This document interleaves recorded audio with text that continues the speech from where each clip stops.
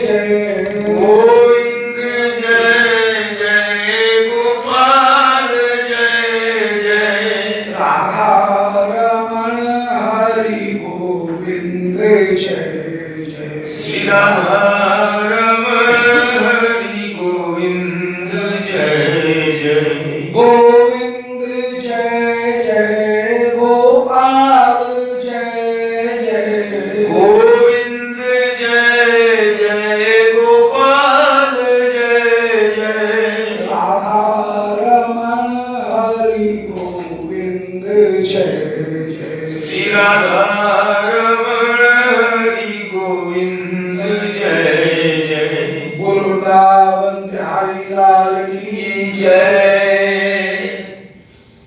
ओम नमो भगवते पुराण पुरुषोत्तमाय ओम जयति पराशर सूनु सत्यवती हृदय नंदनो व्यासो यस्यास्य कमलगंधम वाग्मयमृतं जगद्देवती विश्वसर्गविसर्गादि नवदक्षं लक्षितं श्रीकृष्णाक्षं परं धाम जगद्धाम नमामि तत् हृदयस्य प्रेरणया प्रवर्तितोऽहं पराकुकोऽपि तस्य हरेः पदकमलं वन्दे श्रीचैतन्यदेवस्य वन्देऽहं श्रीगुरुं श्रीपदकमलं श्रीगुरुं वैष्णवांश्च श्रीरूपं साग्रजातं सहगण रघुनाथान्वितं तं सजीवं साद्वैतं सावधूतं परिजनसहितं श्रीकृष्णचैतन्यदेवं श्रीराधाकृष्णपादान् सहगण ललिता श्रीविशाखान्वितांश्च नारायणं नमस्कृत्य नरं चैव नरोत्तमं देवीं सरस्वतीं व्यासं ततो जयमुदीरयेत् वाञ्छाकल्पतरुभ्यश्च कृपासिन्धुभ्यैव च भक्तानां पावनेभ्यो वैष्णवेभ्यो नमो नमः। हे श्री सनातन प्रभो करुणाम्बुराशि, हे रूपदुर्गत जनैक दयावलोको, हे भट्टयोगं सुमते रघुनाथ दासो, श्री जीव में कुरुत्वं नमते हृदयांतराक्। बोलो श्री वृंदावन बिहारी लाल की जय।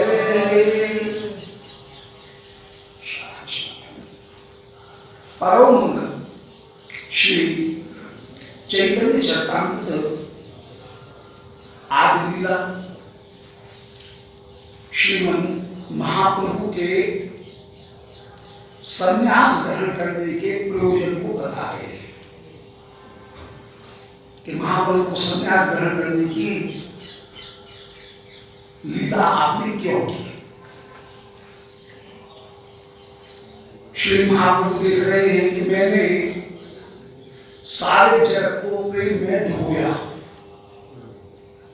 परंतु कुछ लोग हैं मायावादी, कुछ लोग हैं जो कर्म को ही प्रधान मानते हैं और ईश्वर को भी कर्म के अधीन मानते हैं कि कर्म करोगे तो ईश्वर फल देगा, ईश्वर की प्रधानता नहीं है। कुछ तार्किक जन हैं, कुतर्क वाले, वे केवल प्रकृतिवादी, प्रकृति का कुछ गुण है, उस गुण के कारण सारी सृष्टि हो रही है, ऐसा कुतर्की जन मान रहे हैं। ऐसे लोग, कुछ लोग हैं जिनका स्वभाव ही निंदा करने का है, कुछ पाखंडीगर हैं।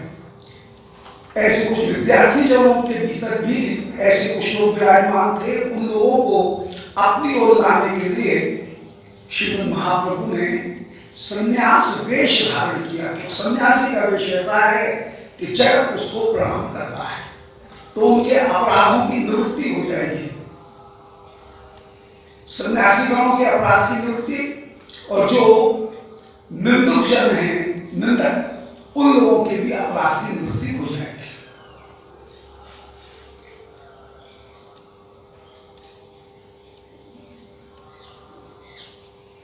19वां प्यार है ताहा देख महाप्रभु को चिंता।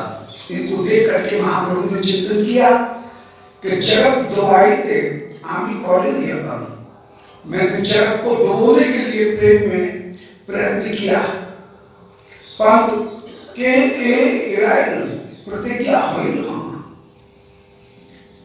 कुछ लोग हैं जो कि एड़ाई माने भाग गए।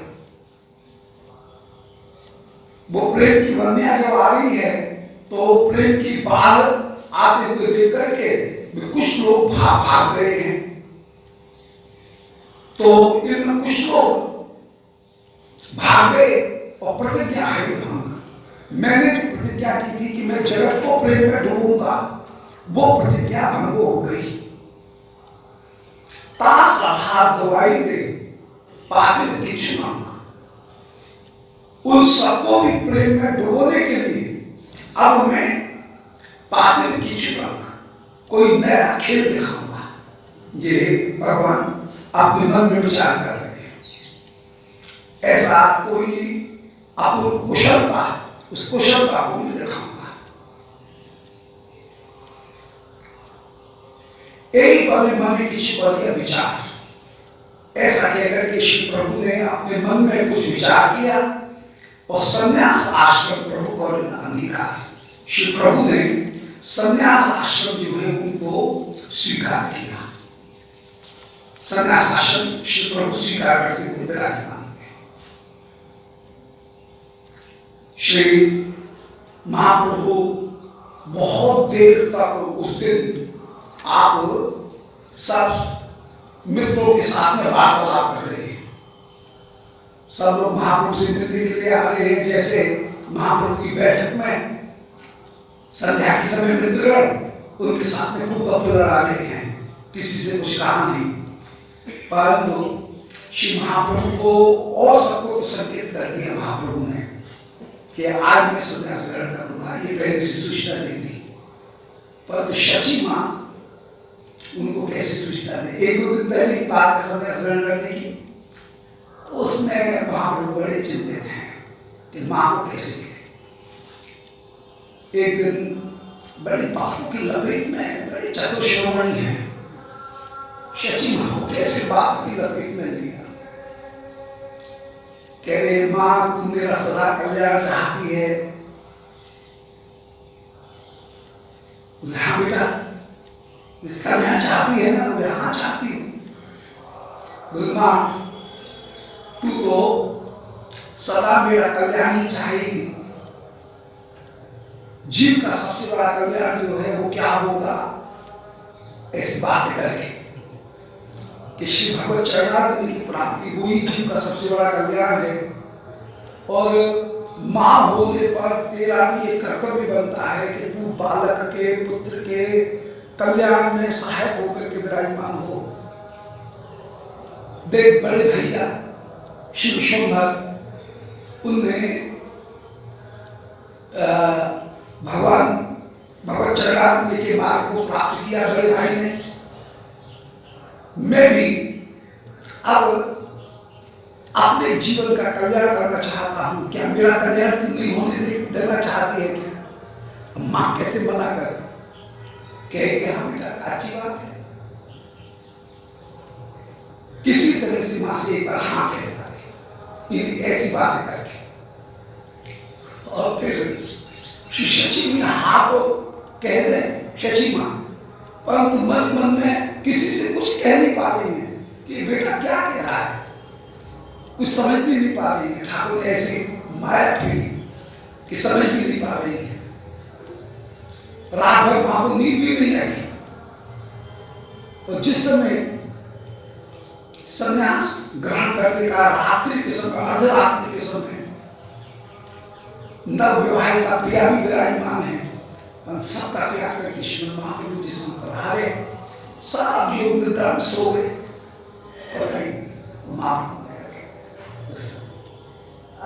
श्री क्या महाप्रभु की लीला ने वो कुसुमा फूल से भी ज्यादा कोमल और वज्र से भी ज्यादा कठोर होकर के महापुरुषों के हृदय होते हैं। उनके तत्व को कौन पहचान सकता है? कोई भी पहचान नहीं सकता है। श्री महाप्रभु ने ये करके दिखाया। नित्यानंद प्रभु पहले पहुंच गए हैं। श्री मुकुंद दत्त उनको श्री महाप्रभु ने कह दिया तुम भी पहुंचो। श्री आचार्य रत्न चंद्रशेखर ये भी वहां पहुंच गए हैं। शची मां को पता लग गया और श्री केशव भारती जी उनसे भी प्रार्थना की है कि मैं आराम प्रार्थना की है, तो केवल 5 आदमी को श्रीमद् महाप्रभु के संन्यास का पूर्ण किया। इसके बाद में किसी को भी पता नहीं और किसी को। इनमें सबसे ज्यादा कठिन जो बात थी वो श्री सची मां, सबका ही हृदय टूट रहा है, परंतु विशेष रूप से सची मां उनका तो कहना क्या, पर ऐसी लीला डाली और बातों का इतना ऐसा प्रभाव डाला, प्रभावशाली बात है कि मां मेरे जीवन का कल्याण करने के लिए कृष्ण चरणों को प्राप्त करूं, मैं ऐसी कृपा तू कर और मेरी इस इच्छा को पूर्ण कर। और मां से वचन लेकर के उनसे हाँ कहता है।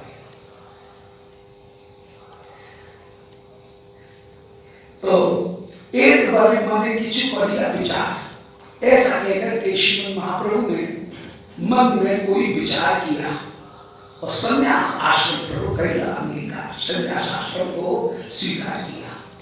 24 वर्ष चला गृहस्थ आश्रम में, 24 वर्ष तक श्रीमद् महाप्रभु गृहस्थ आश्रम में श्री नवद्वीप में रहे और 25 वर्ष कई रहे। बाबा की 24 वर्ष, उसके बाद 25वां वर्ष प्रारंभ है, उसमें आपने यति धर्म स्वीकार किया। 25 वर्ष यति धर्म में विराजमान है।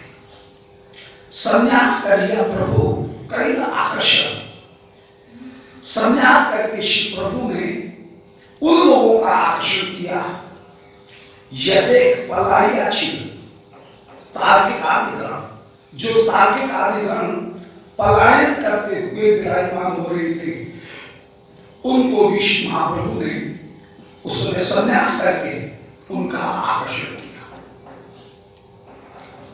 पढ़ुआ पाखंडी महाप्रभु के कुछ विद्यार्थी भी थे। श्री महाप्रभु उनने तो जो पढ़ने वाले श्री महाप्रभु के मुकुंद सत्य, उनके घर में महाप्रभु ने पहले अपनी पाठशाला खोली हुई थी और फिर श्री महाप्रभु के जो अपने पढ़ाए हुए जन थे विद्यार्थी, वे भी जो भाग रहे थे, वे भी श्री महाप्रभु के साथ में जुड़ गए। कर्मी निंदा किया, जो कर्म कांडी थे वो कर्म को ही प्रधान करके माने और स्वर्ग जीवन जिनके लिए जीवन का परम लक्ष्य, कर्मी जन पुण्य करो, पुण्य करने से अपूर्व उत्पन्न होगा, अपूर्व करने पर भाग्य की प्राप्ति होगी, भाग्य से भोग की प्राप्ति होगी, ये विचार करते हुए ही वे सदा सदा विराजमान है। तो ऐसे जो कर्मी जन है, ऐसे कर्मी जन, पाखंडी जन माने जिनके हृदय में कोई दूसरा विचार है और वेश दूसरा धारण कर रखा है, वे पाखंडी जन, उनको पाखंडी कहेंगे। पा माने पाप, खंड माने चिन्ह। जिन्होंने हृदय में पाप धारण कर रखा है और ऊपर से चिन्ह धारण कर रखे हैं, ऐसे लोगों का वो वेश धारण करना वह भी पाखंड हो जाएगा। जैसे पृथ्वी महाराज उनके घोड़े को चुराने के लिए इंद्र ने जो भी वेश धारण किए वे पाखंड कहलाए। पाप में पाप उनके खंड माने चिन्ह होकर के विराजमान हुए, तो वे पाखंडी जन माने जिनके हृदय में कुछ भाव है और ऊपर से कुछ दिखा रहे हैं। कर्मी और जो निंदक जन थे, उन सबों का नरक होने वाला था, कहीं उनको नरक न हो जाए, इसलिए परम कृपालु श्री प्रभु ने, श्रीमद् महाप्रभु ने संन्यास वेश धारण किया और संन्यास वेश धारण करके जब उन्होंने महाप्रभु को वेश देख करके प्रणाम किया, क्योंकि सन्यासी को महात्मा को सब प्रणाम करेंगे, तो वेश धारण करके प्रणाम किया तो उनके अपराधों की निवृत्ति हो गई। तो तारा आसी प्रभु पाए है अवगत, वे भी श्री प्रभु का जब दर्शन करते हैं तो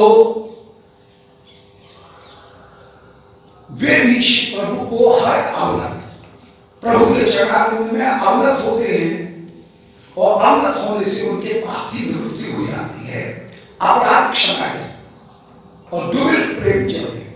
उनको महाप्रभु को जब उन्होंने प्रणाम किया विरोधी जनों ने भी, तो उनके अपराध क्षमा हो गए और दुर्लभ प्रेम चले, प्रेम के चलने में डूब गए। केवल इराए में प्रभु प्रेम महाजाल है। अब इनमें कुछ लोग ऐसे हैं कि वे महाप्रभु के प्रेम चाल से उनको एड़ाएगा, मने श्री महाप्रभु को अनुगत करना चाहते हैं, उनको भी प्रेम के जाल में महाजाल में फंसा करके आप श्री कृष्ण के अनुगत करना चाहते हैं। तो उनको भी श्री महाप्रभु ने उनके अपराध को क्षमा किया और उनको भी प्रेम के जाल में डुबो दिया, अनुगत करा दिया।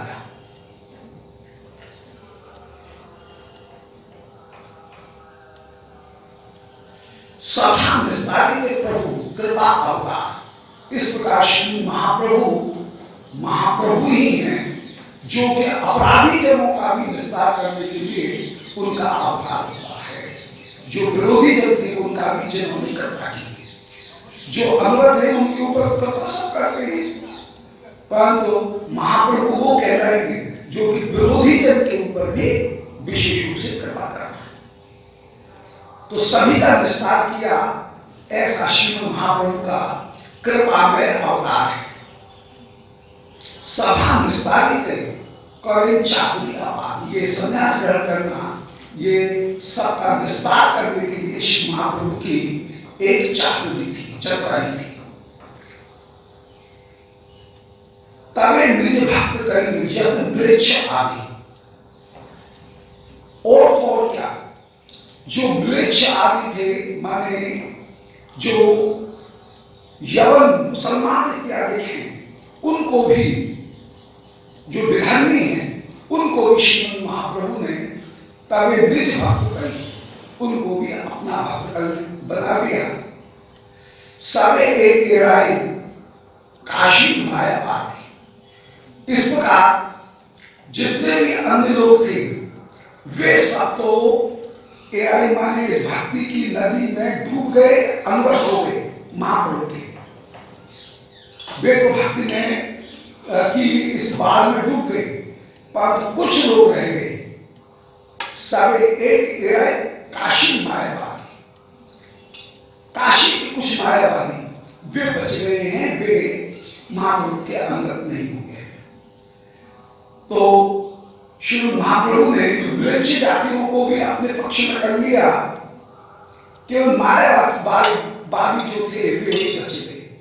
मायावादी का तात्पर्य है कि माया के कारण ही जगत की रचना हुई है और माया ही जगत का कहीं कारण होकर के विराजमान, जो अध्यास है वो अध्यास जगत का कारण है। शक्ति जगत का कारण न होकर के अध्यास जगत का कारण है। ये वैष्णवों में और मायावादी अद्वैतवादी जो ज्ञानी जन हैं उनमें केवल इतना अंतर है कि ज्ञानी जन ये कहते हैं कि जो ब्रह्म था वही माया से आवृत होकर के जगत के रूप में अपने आप को अभिव्यक्त कर रहा है। तो अध्यास के कारण वस्तु में अवस्तु का जो आरोप है वह जगत का कारण है, अध्यास जगत का कारण है। परंतु वैष्णवों ने कहा कि नहीं, श्री ठाकुर अपनी माया शक्ति के द्वारा जगत को कहीं परिणत कर रहा है। दो चीज हैं, अतत्वता अन्यथा के साथ उसका नाम है अध्यास, और सतत्वता अन्यथा के साथ उसका नाम है विकार। विकार और विवर्त ये दो शब्दों का प्रयोग कहीं दर्शन शास्त्र में होता है। विकार किसको कहेंगे? जैसे दूध का दही के रूप में परिणत होना, वो वास्तव में परिणत हुआ है तो उसको हम कहेंगे विकार। जैसे दूध दही के रूप में परिणत हुआ, वो वास्तव में विकार है। तो सतत्वता अन्यथा प्रथा माने भिन्न रूप में दिखना, उसका नाम है विकार या परिणाम। दूध दही के रूप में परिणत हो गया, परंतु जहां अतत्वता बदला नहीं है, केवल भ्रम प्रतीत हो रहा है। रस्सी में सर्प की भ्रांति हो गई, सीप में चांदी की भ्रांति हो गई। अब सीप कोई परिवर्तित थोड़ी हुई है, सीप तो वैसी की वैसी है, रस्सी वैसी की वैसी है, रस्सी में कहीं कोई परिवर्तन नहीं आया, परंतु भ्रम उत्पन्न हो रहा है कि रस्सी सर्प है। तो जहां अतत्वता वस्तु भिन्न रूप में दिखे, दूसरे रूप में दिखे, उसका नाम है विवर्त, अध्यास। और जहां वास्तव में कोई वस्तु परिणत होकर के विराजमान हो जाए, उसका नाम है विकार या परिणाम। तो जगत भगवान की माया शक्ति का परिणाम है, ये मत हो गया वैष्णव का। ज्ञानियों का मत है कि नहीं, जगत नाम की कोई चीज है ही नहीं, भ्रम के कारण जगत दिख रहा है, सब वस्तुएं तत्वतः ब्रह्म ही है, ये ज्ञानी का मत है। अवस्तुनि वस्तुआरोपो अध्यारोप, वस्तुनि अवस्तुआरोपो, वस्तु में अवस्तु का आरोप हो जाना, ये अध्यारोप है। तो ये ज्ञानी जन ऐसा मानते हैं। तो श्री महाप्रभु ये उन ज्ञानियों को भी भक्ति मार्ग में प्रवृत्त कराने के लिए, उनके अपराध को क्षमा कराने के लिए श्री महाप्रभु कहने लगे। ज्ञानी वस्तु में वस्तु का आरोप इसलिए मानते हैं कि अद्वैत को स्थापित करना है, परंतु वैष्णव जन ये कहेंगे कि नहीं, अद्वैत की स्थापना करने में कोई बाधा नहीं आती है, शक्ति भी शक्तिमान का एक भाग ही है, इसलिए शक्ति और शक्तिमान में भेद दिख रहा है, परंतु तत्वता अभेद है। तो ऐसा नहीं माना जा सकता है कि जो परतत्व है वह अपनी परम स्थिति में, अपनी कूटस्थ स्थिति में, लय विक्षेप रहित जो स्थिति है, उसमें परतत्व में चेष्टा नहीं रह सकती है, परतत्व में गुण नहीं रह सकती है। अपनी कूटस्थ स्थिति में, अंतिम स्थिति में भी परतत्व में चेष्टा और गुण रह सकते हैं, और उन चेष्टा गुण की शक्ति के द्वारा वह परतत्व अपने आप को किसी भी रूप में परिणत कर सकता है। तो ये वैष्णव का मसला है, और इसलिए शक्ति शक्तिमान में कोई भेद नहीं है। इसके लिए श्री ब्रह्म सूत्रों में एक उदाहरण दिया गया कि अहिकुंडलवत व्यपदेश, कि जैसे सांप और सांप की कुंडली कोई अलग अलग थोड़ी है, परंतु अलग अलग कहीं भी जाएगी कि ये सांप की कुंडली है, लगता है ये सांप अलग चीज है, कुंडली अलग चीज है, परंतु अलग है भी नहीं। ऐसे ही ये शक्ति है, शक्ति तो शक्ति अलग दिख भी रही है, ये भगवान की शक्ति है, शक्ति अलग दिख भी रही है और अलग है भी नहीं, तत्वता अलग नहीं है। जैसे कुंडली अलग दिखती है परंतु वह अलग नहीं है, जैसे नील कमल की नीलिमा अलग दिखती है, नीला और कमल, पर नीलिमा तत्वतः कमल से अलग नहीं है, उसको कमल से अलग नहीं किया जा सकता है। इसी प्रकार शक्ति कभी भी शक्तिमान से अलग नहीं है, तो उसमें अभेद की सिद्धि कहीं खंडित नहीं होती है, अभेद बना रहता है। उसमें चेष्टा भी हो सकती है, जैसे सत्ता है, भेदो भिन्ना,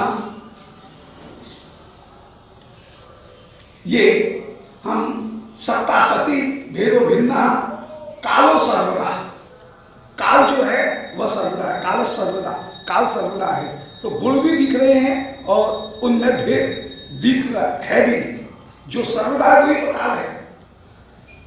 पर काल के लिए कह देंगे कि वो सर्वदा है, तो गुण को प्रकट कर रहे हैं। भेदो भिन्न, भेद हुआ तो जो भिन्न हुआ है वही तो भेद होगा। तो भेद और भिन्न कोई अलग अलग चीज भी नहीं है। सत्ता सती, सत्ता है, जो सत्ता है वो ही विराजमान है, तो वस्तु जो है वो भी विराजमान है। तो गुण और गुणी, चेष्टा और चेष्टावान, इनमें कहीं अभेद होकर के भी विराजमान है। इसलिए वो परतत्व तो अपनी कूटस्थ स्थिति में, परम स्थिति में भी कहीं न कहीं गुण और चेष्टा इन दोनों से युक्त होकर के विराजमान है, शक्ति से युक्त होकर के विराजमान है। दूसरे शब्दों में कहेंगे शक्ति से युक्त होकर के विराजमान है, और शक्ति से युक्त होकर के विराजमान होने के कारण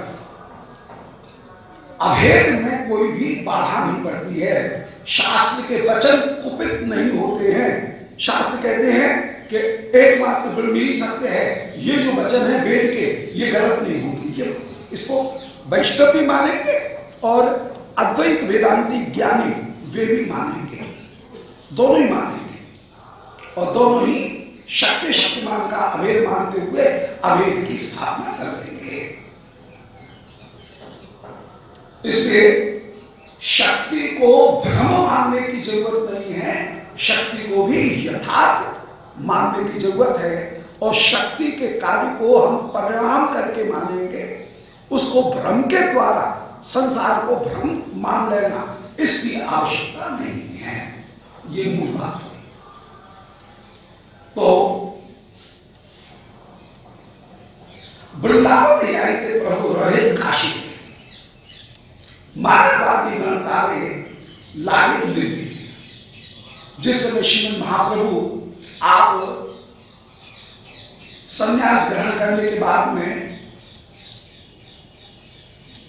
श्री महाप्रभु ने माघ के महीने में संन्यास ग्रहण किया, मकर संक्रांति का। और मकर संक्रांति पर संन्यास ग्रहण करने के बाद में फिर आप कुछ दिन, लगभग 10-12 दिन, 15 दिन आप श्री शांतिपुर में रहे। श्री अद्वैताचार्य के यहाँ पर आपने प्रथम भिक्षा ग्रहण की। संन्यास ग्रहण करने के बाद में तो बाबरे होकर के दौड़ रहे थे। नित्यानंद प्रभु बड़ी चतुराई से महाप्रभु को बहका करके शांतिपुर ले आए, और शांतिपुर ला करके और पहले से खबर कर दी नित्यानंद प्रभु ने श्री अद्वैताचार्य के पास में कि हम आ रहे हैं। तो श्री अद्वैताचार्य गंगा जी के किनारे उस समय प्रतीक्षा देख रहे थे, और जैसे ही महाप्रभु को देखा और अद्वैताचार्य ने प्रणाम किया, महाप्रभु आश्चर्य में पड़ गए। फिर ध्यान आया, बोले अरे ये तो शांतिपुर जैसा दिख रहा है, अपनी जानी पहचानी जगह, नित्य की खेलने की आने जाने की जगह दिख रही है। ये कहाँ आ गए? इतने में आश्चर्य, अद्वैताचार्य आ गए। तो महाप्रभु को आश्चर्य हुआ, बोले अद्वैताचार्य तुम वृंदावन में कैसे? तब श्री अद्वैताचार्य कहते हैं, बोले मैं वृंदावन में नहीं हूँ, मारे तुम शांतिपुर में आए हो। और नित्यानंद प्रभु उस समय अद्वैताचार्य से कह रहे हैं, बोले महाराज अच्छे पागलों के पीछे साथ में लग गए, 3 दिन हो गए, कभी दाहिने भागे, कभी उत्तर भागे, कभी दक्षिण भागे, इनका कोई रास्ता है नहीं, और इनके पीछे भागते भागते ये समझो मेरे पैर तो थंबा हो गए हैं। 3 दिन से दाना खाया नहीं है, न पानी पिया है, 3 दिन हो गए इनको, बस ऐसे ही दौड़ लगाते हुए वृंदावन वृंदावन, बस कभी इधर भाग रहे हैं, कभी उधर भाग रहे हैं, और मैं पागल सा इनके पीछे पीछे दौड़ रहा हूँ, अच्छे पागलों के बीच में फंसा, अब तुमको सौंप रहे हैं। श्री अद्वैताचार्य बोले महाराज आप मेरे घर पे चलो, नाम लेकर के पहले से तैयार। महाप्रभु को स्नान कराया, उस समय नए वस्त्र मंगाए। महाप्रभु के पास में केवल एक लगोटी, एक कॉपी, संन्यास ग्रहण करके आए, दंड कॉपी। उस समय नए वस्त्र मंगाए, और नए वस्त्रों को मंगा करके श्रीमद महाप्रभु को धारण कराया, स्नान करा करके, और फिर कहा कि पधारो।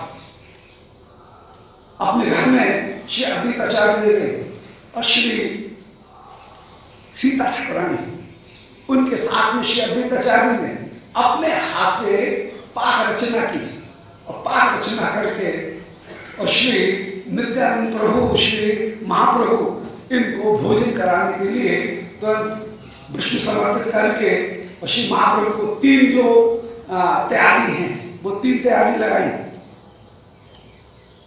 श्री नित्यानंद प्रभु के लिए, श्री महाप्रभु के लिए और श्री विष्णु घर में जो विराजमान है उनके लिए 3 तैयारी लगाई और तीनों तैयारी लगा करके श्री महाप्रभु को उस समय प्रसाद कराने के लिए बैठे और श्री नित्यानंद प्रभु उनके साथ में खूब हंसी भी हो रही है, परिहास भी हो रहा है और नित्यानंद प्रभु क्रोध कर रहे झूठ मूठ और श्री अद्वैताचार्य के ऊपर अपूर्ण रूप से अनुग्रह करने के लिए श्री नित्यानंद प्रभु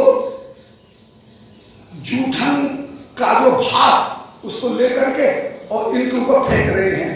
बोले हम भूखे थे, तुमने न्योता दिया। और श्री अद्वैताचार्य कह रहे हैं, बोले हमको पता नहीं है, हम काहे को न्योता देते, ये ऐसे पेट भरने गृहस्थ गरीब ब्राह्मण है और उसके यहाँ पर भोजन करने के लिए आए हो, उसको लूट के लिए जाओगे क्या?